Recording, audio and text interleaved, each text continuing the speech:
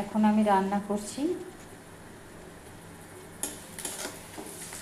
রাতের রুটির তরকারি হিসেবে পটল আলুর তরকারি। খুবই সাধারণভাবে রান্না।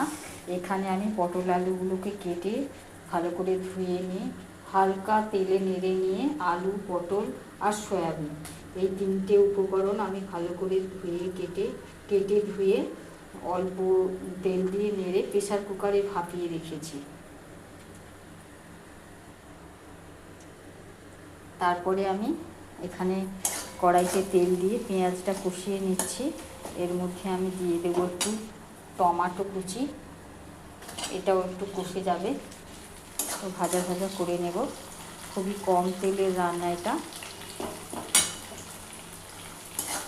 আমি এগুলো ভাজার সময় এতে পরিমাণ মতো নুনগুলো দিয়েই ভেজে সেদ্ধ করে রেখেছি।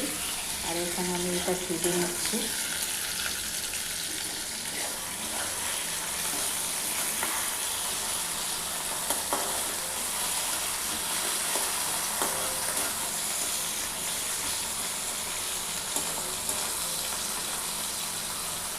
গরম গরম রুটির সঙ্গে এই তরকারিটা খেতে খুবই ভালো লাগে। যেহেতু খুবই কম মশলাদার রান্না, পেটের জন্য খুবই ভালো এবং গরম গরম খেলে খুবই ভালো লাগে। এখানে আমি মশলা দিয়ে দেবো এবার। মশলার মধ্যে আদা আর জিরে আর হালকা একটু লঙ্কা বাটা।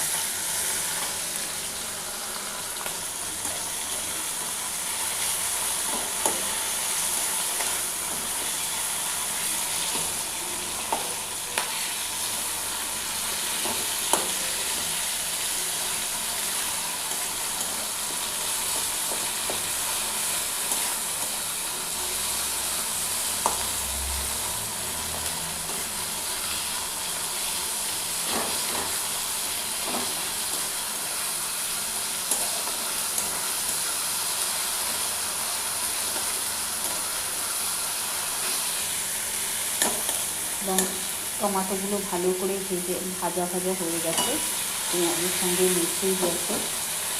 এবার আমি মশলাটা ছেড়ে দিলাম।